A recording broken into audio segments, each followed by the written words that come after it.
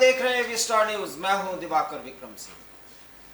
Mission 2024 में विपक्ष पूरी शिद्दत से लग चुका है, लेकिन एक बात तो तय है कि विपक्षी एकता की बात जब भी होती है तब भारतीय लोकतंत्र में मजबूत विपक्ष की बात करने वाले बहुत खुश हो जाते हैं। लेकिन उस विपक्षी एकता की हकीकत क्या है, जरा कुछ मिशन में लगे हुए प्रमुख विपक्षी नेताओं की कारस्तानी, उनके वक्तव्य को सुनिए और फिर आप तय कीजिए कि आखिर में मोदी के रथ को रोकने के लिए जो विपक्ष इतने शिद्दत और करीने से लामबंद हो रहा है वो कर क्या रहा है। हम ये सब कुछ बाद में बताएंगे, लेकिन पहले हम आपको जानकारी ये देते हैं कि इस समय केजरीवाल मिशन गुजरात पर लगे हुए हैं। ममता दीदी मिशन बंगाल के साथ हर वो राज्य जहां मोदी का विरोध बहुत ज्यादा मुखर है वहां पर नेताओं को साधने में लगी हुई हैं। अर्थात सभी मोदी विरोधी नेताओं को साधने का मिशन, यह है ममता दीदी का मिशन। शरद पवार का भी एक मिशन है और वो मिशन है कि जब सब चुप हो जाएं तो एक मंत्र विपक्ष की एकता को देने का ये काम शरद पवार कर रहे हैं। उनका भी अपना एक मिशन है। और इसके साथ नीतीश कुमार बिना प्रधानमंत्री बनने की चाहत की बात करने वाले विपक्ष को एक करने का इनका अपना एक अलग मिशन। इन सारे मिशन के बीच प्रधानमंत्री कौन होगा ये तय नहीं है, लेकिन तब विपक्ष के नेताओं और उनके रणनीतिकारों के तरफ से एक बयान आता है और वो बयान यह होता है कि सब कुछ पहले मोदी को हरा दिया जाए, उसके बाद तय कर लिया जाएगा। ये सारी बातें आज के 10-15 साल पहले जब हमारी सीपीआई के एक नेता अर्थात जो वरिष्ठ नेता हैं डी राजा से मुलाकात हुई और तब कांग्रेस को सत्ता से हटाने के लिए एक सवाल किया और उस सवाल के जवाब में उन्होंने कहा कि पहले ये सरकार जाए उसके बाद हम बात करेंगे और सारी चीजें तय हो जाएंगी। सवाल है कि बिना किसी रणनीति के विपक्ष को एकता के सूत्र में बांधने का मिशन, विपक्षी नेताओं के अपने अपने स्वाभिमान, अपना अपना ईगो और अपनी अपनी ढपली, अपना राग और फिर विपक्षी एकता का मिशन, यही मिशन फिलहाल देश में चल रहा है। और इसी मिशन के जरिए मोदी के रथ को रोकने की एक बड़ी कवायद शुरू कर दी गई है, जिसमें इस पूरे प्रकरण को देखने वाले वो रणनीतिकार, वो विश्लेषक बहुत खुश हैं, बहुत परेशान भी हैं। दोनों बातें हैं। जिनको लग रहा है कि हो तो सब कुछ मोदी को हराने के लिए है, लेकिन इसकी हकीकत क्या है वो ये सब कुछ जानते हैं। अब हम बात करते हैं गुजरात में केजरीवाल एक मिशन पर लगे हुए हैं और वो है पूरे गुजरात से वो ऑटो से नाप लेंगे, पूरे गुजरात को ऑटो से नापेंगे और सिर्फ वो यही बात कहते हैं एक मौका दे दो।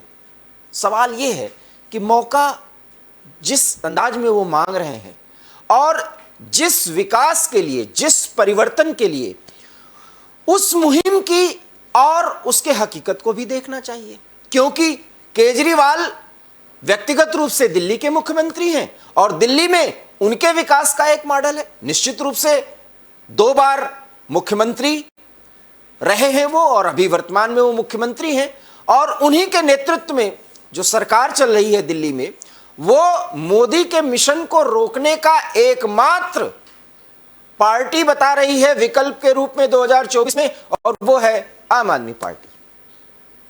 उनका मनोबल इसलिए ज्यादा है क्योंकि वो पंजाब में भी जीत चुके हैं और पंजाब में भगवंत मान के नेतृत्व में एक सरकार चल रही है। और रेवड़िया मत बांटो, ये बात सुप्रीम कोर्ट ने भी टिप्पणी कर दी है और उसी रेवड़ी बांटने पर जब राजनीतिक बयानबाजी हुई तो केजरीवाल कहते हैं कि हाँ, जब मैं आम आदमी को रेवड़िया बांट रहा हूं तो लोगों को परेशानी हो रही तो हो। क्यों? क्योंकि इससे कोई चिंता नहीं कि रेवड़िया बांटने से आम आदमी का कितना विकास होता है, ये पूरी दुनिया जानती है। और शायद केजरीवाल एक बहुत अच्छे खासे मात्रा में जिसे कहा जाए जानकार आदमी है, पढ़े लिखे हैं और सिविल सर्विसेज के पास आउट हैं। वो उनको सब कुछ पता है और राजनीति में तो मर्मज्ञ है ही है। खास करके किसी मूवमेंट को बनाना और मूवमेंट को बनाने के बाद उसका फायदा उठाना, ये अरविंद केजरीवाल जी जानते हैं। इन दोनों मिशन के बाद अब वो गुजरात के मिशन पर लगे हैं और एक बहुत अच्छा रास्ता उन्होंने चुना कि आम आदमी पार्टी का एक कैडर और बेस बनाया कैसे जाए। केजरीवाल वही कर रहे हैं जो कुछ उन्होंने अन्ना हजारे के आंदोलन के बाद उपजी सहानुभूति से जब एक नई पार्टी को जन्म दिया दिल्ली में, और उसके बाद जब उसके कैडर को बनाने की बात हुई, आम जनता को जोड़ने की बात हुई, तो एक सहारा लिया गया कि दिल्ली एनसीआर में सबसे ज्यादा ऑटो थ्री व्हीलर जो उसका परिचालन करते हैं उनके लोगों से जुड़ा जाए। और यही एक काम केजरीवाल ने किया कि गुजरात में जाकर के वहां के विकास मॉडल में केजरीवाल के विकास मॉडल की एक ग्लिम्स अर्थात एक झलक दिखाई जाए। तो जरूरी है कि जन संवाद के लिए जनता को जोड़ा कैसे जाए, तो उन्होंने जोड़ने का एक बड़ा माध्यम चुना, वो है ऑटो चालकों के साथ बातचीत, उनके साथ घुल मिलकर उनके दुख सुख को सुनने की कवायद। और इसी के तहत जब वो अहमदाबाद पहुंचे और अहमदाबाद में पुलिस प्रोटेक्शन को किस अंदाज में उन्होंने नकारा और किस अंदाज में वो ऑटो वालों से मिले, और मिलने के बाद एक ऑटो वाले के घर पे उन्होंने खान पान भी किया, खाना भी खाए, और उसके बाद कई ऑटो वालों और उनके परिवार के लोगों को दिल्ली में आमंत्रित भी किया। सवाल यह है कि केजरीवाल को ऑटो के लोगों से जुड़ने से क्या फायदा होगा, वो हम आपको बाद में बताएंगे। लेकिन जो फायदा होगा और जो जमीन तलाशने की वो कवायद कर रहे हैं, जरा पहले उसे सुनिए और देखिए उनके राजनीति करने का अंदाज कि गुजरात मिशन को वो कैसे फतह करेंगे। सोच और उनकी कवायद, जरा इस बाइट को और उनके अंदाज को जरूर देखिए।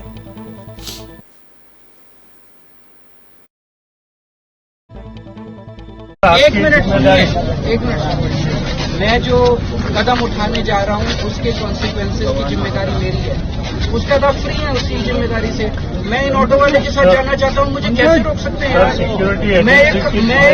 मैं एक पब्लिक रिप्रेजेंटेटिव हूँ, मैं पब्लिक में जाऊंगा, आपको एग्जाम पब्लिक में नहीं जा सकते, फिर ऐसी सिक्योरिटी का क्या फायदा? ये आपके ऊपर धब्बा है, ये गुजरात की सिक्योरिटी के ऊपर धब्बा है। यहाँ पे ऑटो में एक मुख्यमंत्री को नहीं ले जा सकते, क्या सिक्योरिटी देंगे आप? आपके ऊपर धब्बा है ये। आपको शर्म आनी चाहिए कि एक मुख्यमंत्री प्रोटोकॉल अगर जनता के बीच में, आज गुजरात की जनता इसलिए दुखी है क्योंकि आपके नेता जनता में नहीं जाते हैं। हम जनता में जा रहे हैं और आप जो है जनता में जाने से रोक रहे हैं। ये प्रोटोकॉल है आपका गुजरात का, ये इसीलिए इस प्रोटोकॉल ने गुजरात की जनता को दुखी कर रखा है, आपके नेताओं को। आपके नेता जनता में नहीं निकलते हैं, जनता दुखी है आपके नेताओं को। कहिए थोड़ा प्रोटोकॉल तोड़ के निकले जनता के अंदर। जनता बहुत दुखी है आपके नेताओं से। हमें नहीं चाहिए आपकी सिक्योरिटी, आप ले लेंगे अपनी सिक्योरिटी, हमें नहीं चाहिए। जबरदस्ती कर रहे हैं आप, आपने ऐसे कैद करके रखा हुआ है हमें, आपने हमें कैद करके रखा है। वही सिक्योरिटी के लिए सर कम्युनिकेट हुआ है स्टेट गवर्नमेंट को, और मेरे को नहीं चाहिए आपकी सिक्योरिटी। आप जबरदस्ती दे रहे हैं सिक्योरिटी, मुझे नहीं चाहिए आपकी सिक्योरिटी। मुझे आपकी सिक्योरिटी नहीं चाहिए, मुझे जनता में जाना है, मुझे जनता में जाना है, मुझे आपकी सिक्योरिटी नहीं चाहिए। आप अपनी सिक्योरिटी अपने मुख्यमंत्री को दीजिए, आप अपनी सिक्योरिटी अपने मंत्रियों को दीजिए।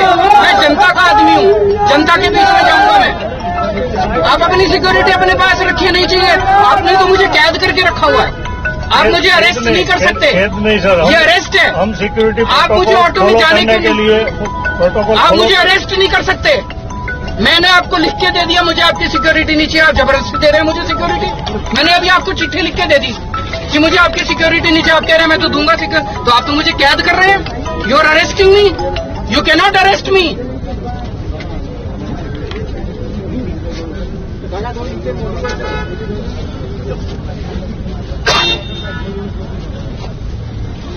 मुझे जनता के बीच में जाना है, मैं जनता का आदमी हूँ। सर, मेरे को ऐसी सिक्योरिटी नहीं चाहिए। मुझे आपकी सिक्योरिटी नहीं चाहिए। मुझे आपकी सिक्योरिटी नहीं चाहिए। मेरे साथ ऊपर वाला है, ऊपर वाले से बड़ी कोई सिक्योरिटी नहीं है।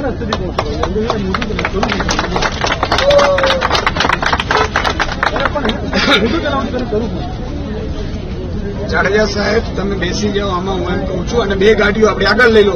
સર એ રીતના ક્યાંય પ્રોબ્લેમ નહીં થાય, અમે બેઠા છીએ ને. नहीं ये तुम्हारी नहीं हमारी जवाबदारी है। सारे कैमरा के सामने मैंने बोल दिया कि मुझे आपकी सिक्योरिटी नहीं चाहिए। अब आपके ऊपर कोई कॉन्सिक्वेंस नहीं है।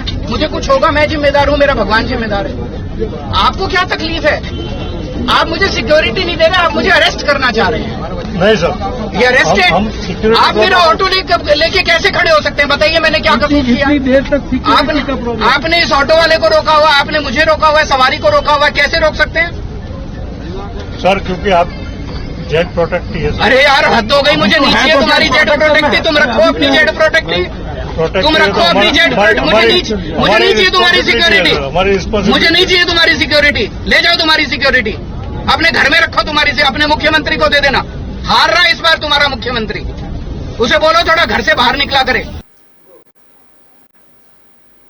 गुजरात में जहां मोदी मॉडल चलता है, जिसे गुजरात मॉडल कहा जाता है, उस गुजरात मॉडल की धज्जियां उड़ा रहे हैं केजरीवाल। और केजरीवाल का ये जो तरीका है, क्षमा करिएगा, ये नौटंकी का जो तरीका है, ये उन्हें क्यों नहीं करना चाहिए, पहले ये जानिए। क्योंकि केजरीवाल किसी राज्य के मुख्यमंत्री हैं, और एक राज्य का मुख्यमंत्री जब दूसरे राज्य में होता है तो उसे प्रोटोकॉल का पालन करना ही पड़ता है। अगर उस प्रोटोकॉल का पालन नहीं करते और ईश्वर न करे कुछ ऐसी घटना हो जाए तो फिर उसके लिए कौन जिम्मेदार होगा? शायद केजरीवाल पद पर रहते हुए जिस तरीके से आंदोलन करने का एक नया तरीका और आंदोलन करने से पहले इवेंट बनाने का एक तरीका इजाद कर रहे हैं गुजरात में, वो शायद उन्हें नहीं करना चाहिए। क्योंकि एक बार हम फिर कह रहे हैं, वो आम आदमी पार्टी जिसके 2 राज्यों में सरकार है, उस पार्टी के संयोजक हैं, वरिष्ठ नेता हैं, एक राज्य अर्थात राष्ट्रीय राजधानी दिल्ली के मुख्यमंत्री हैं।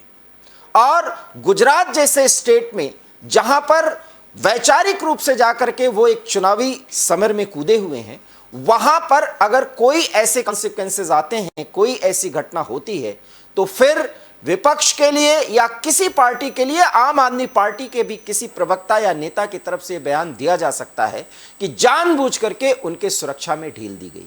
क्योंकि पूर्व में भी केजरीवाल के साथ इस तरह की घटनाएं हो चुकी हैं। ऐसे में एक पुलिस अधिकारी के साथ ऑटो में बैठकर जिस अंदाज में उस पुलिसकर्मी से वो बात कर रहे थे, क्या केजरीवाल जैसे पढ़े लिखे, समझे और मुख्यमंत्री जैसे पद पर बैठे हुए व्यक्ति को इस तरह की बात करनी चाहिए? क्योंकि वो कोई धरना नहीं था, वो कोई प्रदर्शन नहीं था, बल्कि ऑटो में बैठकर मूवमेंट करने का मामला था। लेकिन वहां पर वो ये कह रहे हैं कि आप मुझे सिक्योरिटी देने के नाम पर कैद नहीं कर सकते। क्यों बोला एक केजरीवाल ने? जरा एक बार फिर उसी पूरे वक्तव्य को सुनिए।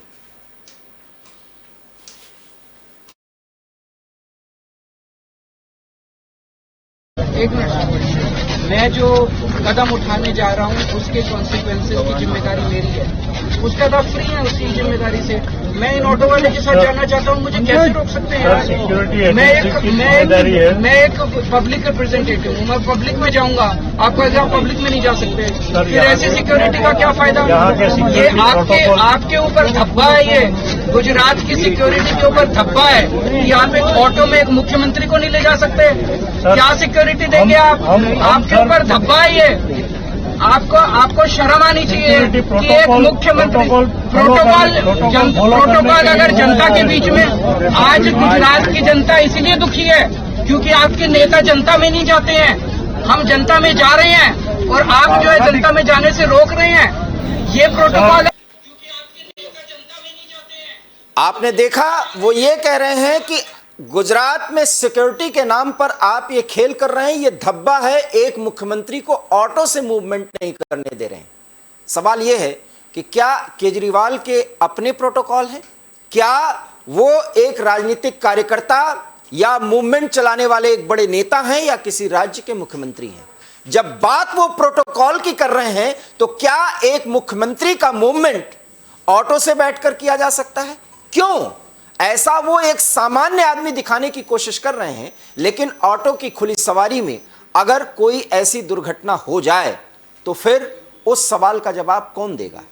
ऐसी स्थिति में केजरीवाल ने एक साथ पहले तो वहां के नेताओं के आम जनता से जुड़ने के तरीके पर सवाल उठाए। बिल्कुल उठा सकते हैं, क्योंकि यह राजनीति का मामला है। वो भारतीय जनता पार्टी के नेताओं पर सवाल करें या वहां की जो सत्तारूढ़ सरकार है वो भारतीय जनता पार्टी की है, उसके मंत्रियों, उसके विधायकों पर सवाल करें, यह सवाल उनका जायज है, क्योंकि वो एक राज्य के मुख्यमंत्री होने के साथ साथ आम आदमी पार्टी के संयोजक हैं। ऐसा वो कर सकते हैं। लेकिन ऑटो पे बैठकर मुख्यमंत्री के मूवमेंट का प्रोटोकॉल बताने की केजरीवाल ने जो कोशिश और कवायद की है, क्या वो सुरक्षा के मानकों को ध्यान में रखने वाले उन सुरक्षा अधिकारियों के साथ न्याय कर रहे हैं?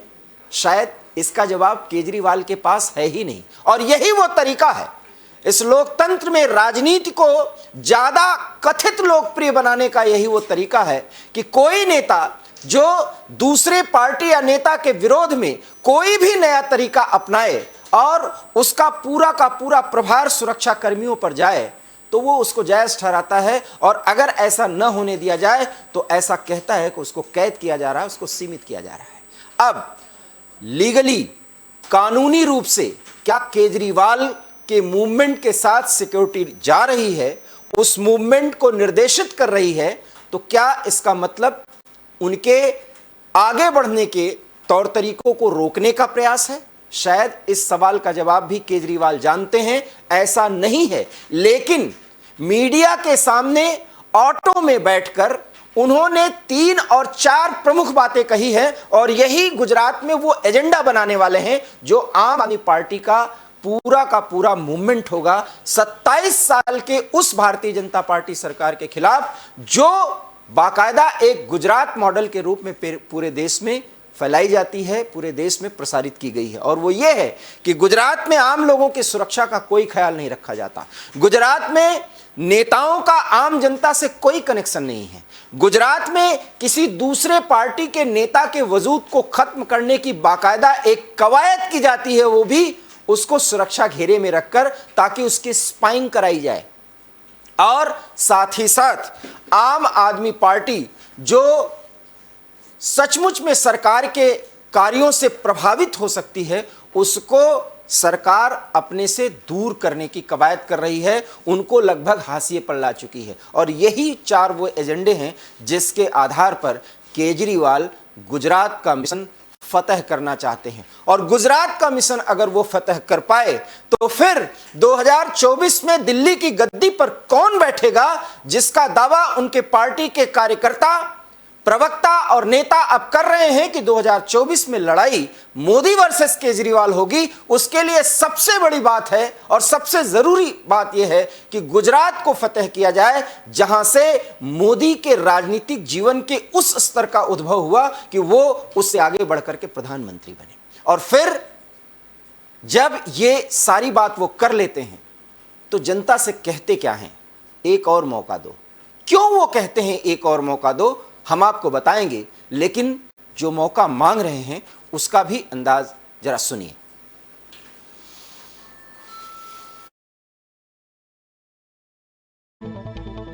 27 साल बहुत होते हैं। इन्होंने जो अब करना था वो कर दिया। अब अगले 5 साल में तो वो वही रिपीट होगा जो ये कर रहे हैं। कोई कुछ नया नहीं करने वाले, कुछ नया नहीं करने वाले। एक मौका हमें भी दे दो।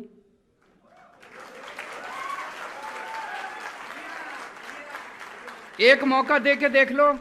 बदलाव तो होना ही चाहिए ना, चेंज तो होना ही चाहिए। अगर 5 साल में जो जो बातें मैं कह रहा हूं वो मैं नहीं करूंगा, मुझे लात मार के भगा देना, गुजरात में घुसने मत देना। वास्तव में केजरीवाल अपने अंदाज में किसी एक राजनीतिक मूवमेंट को बनाने में माहिर तो हैं, इसमें दो राय नहीं। क्योंकि गुजरात में कांग्रेस का विकल्प वो बन चुके हैं, ये सबसे पहली बात उन्होंने साबित कर दिया है।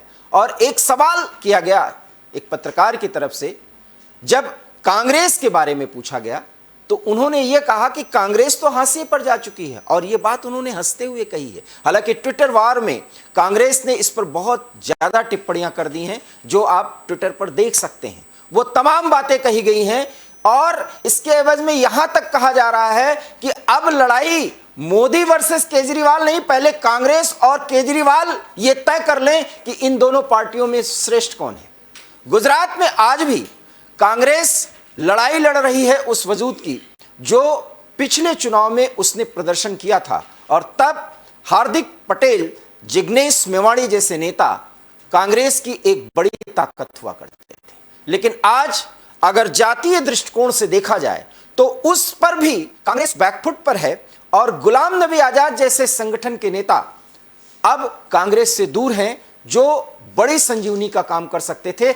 ऐसे में अपने वजूद को बचाने की चुनौती कांग्रेस के सामने है। बहरहाल इस मामले में कांग्रेस की तरफ से उनके सबसे अनुभवी और भावी अध्यक्ष पद के उम्मीदवार बताए जा रहे राजस्थान के मुख्यमंत्री अशोक गहलोत पूरी तरीके से वहां का काम संभाले हुए हैं, कमान संभाले हुए हैं। लेकिन देखना यह होगा कि अरविंद केजरीवाल जिस अंदाज में अपना मिशन गुजरात चला रहे हैं, उसमें कांग्रेस को चुनौती मिलती है या वहां की भारतीय जनता पार्टी की सरकार बाकायदा काम कर रही है।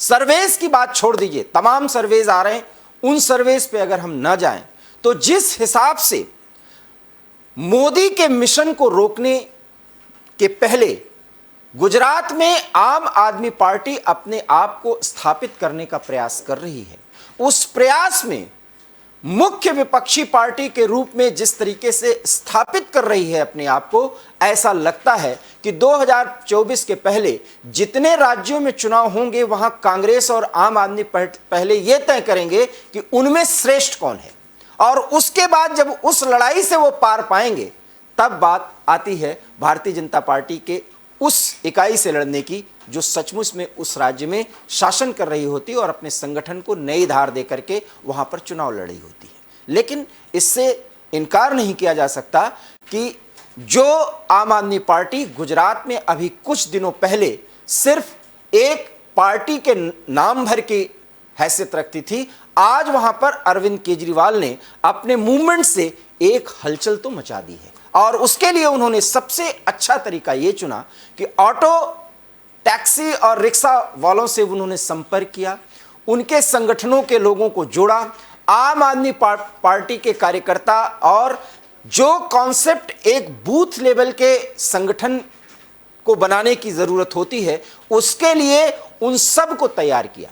और अहमदाबाद जैसे जगह में, गुजरात के कई जिलों में वो जा रहे हैं, लेकिन वहां पर भी इस तरह की बात करके, और जितना ही चुनाव नजदीक आ रहा है, क्योंकि ऐसा माना जा रहा है कि दिसंबर से जनवरी के बीच में वहां चुनाव हो सकता है, उसके पहले कुछ ना कुछ ऐसी बात या ऐसा वक्तव्य वो देना चाहते हैं या ऐसा मूवमेंट बनाना चाहते हैं कि वहां पर कोई एक बड़ा मतभेद या कोई ऐसे रिफ्ट की स्थिति बने जिसमें उनको लगभग कुछ समय के लिए हिरासत में लिया जाए। और यही वो कारण था कि बिना बात के वो सिक्योरिटी ऑफिसर से ये कह रहे हैं कि आप मुझे कैद कर रहे हैं। सवाल जो वो कर रहे हैं उसके मायने आप समझ चुके, क्योंकि अगर गुजरात जैसे राज्य में केजरीवाल को सरकारी कामों में बाधा पहुंचाने के एवज में अगर कुछ समय के लिए भी सिक्योरिटी के तहत रखा जाता है, तो वो ये बात कह सकते हैं कि उन्हें गुजरात में अपने राजनीतिक मूवमेंट के लिए गिरफ्तार तक करने की कोशिश की गई। और तब शायद ये बात कही जा सकती है कि गुजरात में किसी भी दूसरी पार्टी के मूवमेंट करने पर भी भारतीय जनता पार्टी ने रोक लगा दी है। और यही वो स्थिति है जब भारतीय जनता पार्टी के खिलाफ एक बड़ा माहौल बनाया जा सकता है। इसीलिए सिक्योरिटी ऑफिसर बराबर अनुनय विनय के साथ केजरीवाल से यही कह रहा है, सर आपके सुरक्षा की जिम्मेदारी हमारी जिम्मेदारी है, हम उसको पूरा करेंगे। क्या उसने कहा और उस पर केजरीवाल क्यों हो रहे हैं नाराज, एक बार फिर वो बात आपको सुनवाते हैं।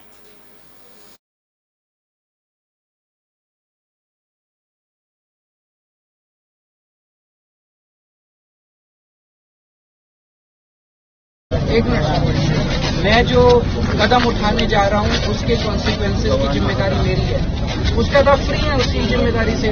मैं इन ऑटो वाले के साथ जाना चाहता हूँ, मुझे कैसे रोक सकते हैं यार? मैं एक पब्लिक रिप्रेजेंटेटिव हूँ, मैं पब्लिक में जाऊंगा, आप कैसे पब्लिक में नहीं जा सकते? फिर ऐसी सिक्योरिटी का क्या फायदा? ये आपके ऊपर धब्बा है, ये गुजरात की सिक्योरिटी के ऊपर धब्बा है कि आप एक ऑटो में एक मुख्यमंत्री को नहीं ले जा सकते। क्या सिक्योरिटी देंगे आप? आपके ऊपर धब्बा है ये। आपको शर्म आनी चाहिए कि एक मुख्यमंत्री प्रोटोकॉल अगर जनता के बीच में, आज गुजरात की जनता इसलिए दुखी है क्योंकि आपके नेता जनता में नहीं जाते हैं। हम जनता में जा रहे हैं और आप जो है जनता में जाने। आज गुजरात की जनता इसलिए दुखी है क्योंकि वहां पर नेताओं का संपर्क आम जनता से कट गया है। शायद केजरीवाल पूरे मूवमेंट को किस रास्ते पर ले जाना चाहते हैं। वो कहते भी हैं मैं एनार्किज्म और एनार्किस्ट हूं और एनार्किज्म मुझे पसंद है।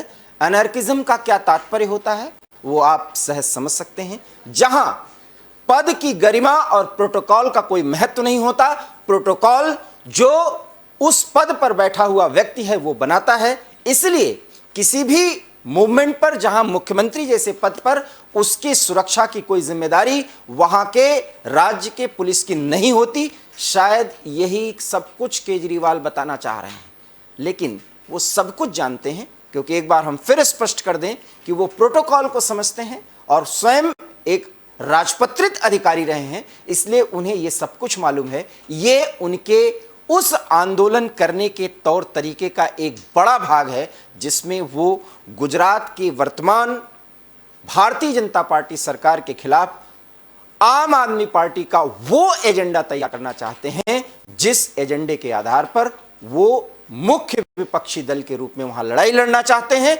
और उसमें कांग्रेस को हासिल पर ढकेलना चाहते हैं, क्योंकि उन्हें भी मालूम है कि नंबर 1, 2 और 3 की लड़ाई में फिलहाल केजरीवाल की स्थिति नंबर 3 की पार्टी की है और अगर वो नंबर 2 की स्थिति में आ जाते हैं तो ये माना जाएगा कि मिशन 2024 के उस मुहिम में केजरीवाल अपने आप को आधिकारिक तौर पर नंबर 1 का नेता बताएंगे और सारे विपक्षी नेताओं को जो अभी अपने अपने अंदाज में विपक्षी एकता करने की कवायद कर रहे हैं उन सब के आगे तर्क प्रस्तुत करेंगे कि 2024 में वही मोदी के रथ को रोक सकते हैं, क्योंकि मोदी जिस राजनीतिक पृष्ठभूमि से आए हैं उसी पृष्ठभूमि में वो उनको शिकस्त दे करके, उनको बड़ी चुनौती दे करके गुजरात में आम आदमी पार्टी को एक प्रमुख विपक्षी नेता या एक प्रमुख दल के रूप में स्थापित कर पाए। और शायद इसी मिशन के लिए गुजरात में चुनाव के पहले अरविंद केजरीवाल जितनी बार मिशन पर जाएंगे उतनी बार हमको आपको कुछ नए नए अंदाज में बयान सुनाई पड़ेंगे और वो सारे बयान उनके पार्टी के राजनीतिक एजेंडे होंगे और वही मुख्य मुद्दे होंगे जिसके आधार पर अरविंद केजरीवाल प्रधानमंत्री मोदी को बड़ी चुनौती देने की कवायद कर रहे हैं। हो सकता है कि उसमें उन्हें बड़ी सफलता भी मिले। क्या मिलेगी उन्हें सफलता या ये सब कुछ साबित होगा एक राजनीतिक स्टंट? क्योंकि एक मौका तो वो मांग रहे हैं और गुजरात की जनता उनके उन मौका मांगने के अंदाज से कुछ ना कुछ तारुफ रख रही है, उससे अपने आप को कनेक्ट कर रही है। लेकिन वहां पर भारतीय जनता पार्टी की सरकार जो 27 सालों से अपने आप को स्थापित किए हुए है उसका विकल्प आम आदमी पार्टी बन जाएगी, ये देखना दिलचस्प होगा। हम आपको पल पल की वो जानकारी देंगे और उन घटनाओं के बारे में बताएंगे जो गुजरात में चुनाव के पहले घट रही होंगी। इसके लिए देखते रहिएगा एवी स्टार न्यूज़। फिलहाल इस पूरे विशेष प्रस्तुति में आप मुझसे सहमत हैं या असहमत हैं, अपनी टिप्पणी जरूर करिएगा, लेकिन दीजिए इजाज़त। नमस्कार।